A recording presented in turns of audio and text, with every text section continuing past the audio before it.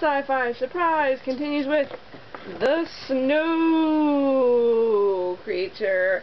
Hey everyone, it's Shannon, and I'm continuing to work my way through the 50 science fiction films.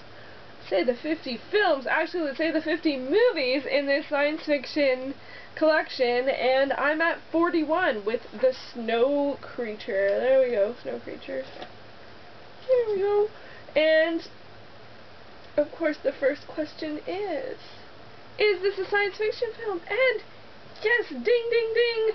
Snow Creature is a science fiction film, and it's actually kind of ironically hilarious that I watched the Snow Creature, or my first attempt to watch the Snow Creature was during the big ice storm of 2013. I don't know how many other people that are watching that were affected, but here in Toronto we were hit pretty hard and lost power for a day and a half.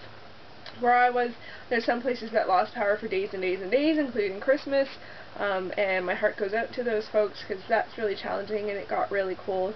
And of course anyone else who was hit by it, I know it did also hit Montreal at the very least, so hope everyone's power is up and running. I still don't have internet, so see, I'm Saw's headset, no headset today. I'm just recording this on my camera so I can share my review and pick my next film. But let's keep with Snow Creature, the Snow Creature.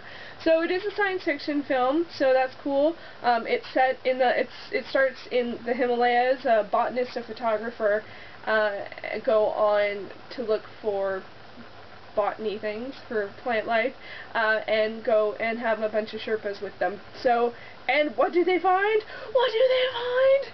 A Yeti! Why this film isn't called Yeti, I'm not too sure, because it's pretty much mostly referred to as Yeti, although there is this debate on, is it a snow creature, or is it, you know, some kind of humanoid, and then, you know, the people of the area call it Yeti. So in some ways it's a fair amount like Godzilla or King Kong, you know, to be honest. It's not too far off. But, you know, as a creature movie, it was a fair amount of fun, with the exception of the fact that there is, between the botanist and the photographer and the Sherpas, there's a bit of revolting and, you know, don't do that, and who do you think you are, and sort of power struggles, and you know, talking down to people, and so that's pretty, you know, they got sort of into the land of the offensive, and or, you know, what have you. So that part wasn't awesome. The creature part was pretty awesome, and I do like I do like Yetis. I actually didn't know it was going to be a Yeti called being the Snow Creature. It could be, I thought it could have been anything. It could have been some kind of wolf, you know, but then there is a bit of debate. What's a creature? What's a humanoid? What makes a person? That kind of thing. That was probably that was some of the most interesting parts of it, but mostly it's like, what is it? We have to find it. It's crazy, you know, hunting it, those kinds of things. So in that case, it's pretty traditional for a monster movie of that kind. So I did, you know, and it's funny because I did watch it over 2 times. I started watching it, and about 30 minutes in, bam, no power. So I had to go back and watch it, the rest of it, you know, but it's weird, that part in the middle doesn't make a lot of sense. Like, I was like, even after watching it 2 times, I'm kind of just like, not really understanding what's going on, and there's just a lot of the translation, well, there isn't any translation, because when the Sherpas talk to each other, there's no subtitles. You just have to infer what they're talking about, or wait till the main Sherpa talks to the botanist and the photographer. So, and some of it, I'm like, kind of like, wow, that's, you know, that's Japanese, and so I didn't know if that so anyway, I'm just leaving it.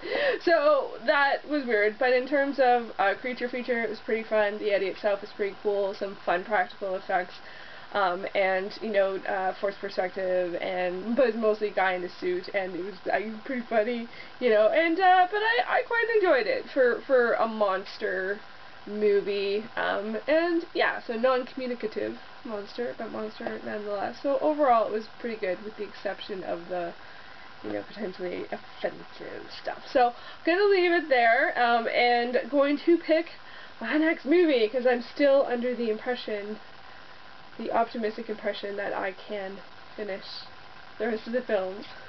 Let's see what's next. This is it. Oh, there's 2. This is it. And what do we have? Eega! I'm very excited. This is one of the ones I really wanted to see. I hadn't heard of it before, but on the back of the collection, when I saw the title of Iga, I was like, I have to watch that. I have no idea if I'm saying that right. Actually, how else would you say that? Iga. Iga. Works for me. Kind of have a feeling it might be another monster movie. Actually, in fact, I think it's being remade, or just recently was remade, because I do remember hearing the title somewhere other than in terms of this collection. So I hope everyone had a great holiday for those who celebrate and got to stay warm, for anyone who is in places where it's cold, and didn't lose power for too long for those of us who did lose power. And my goodness, I hope I get internet soon. It's really weird being offline for, it's almost a week now. Tomorrow it'll be a week. That's crazy! Thank goodness I can do some stuff on my phone. Alright folks, thanks so much for watching, and I'll be back soon, hopefully with Iga.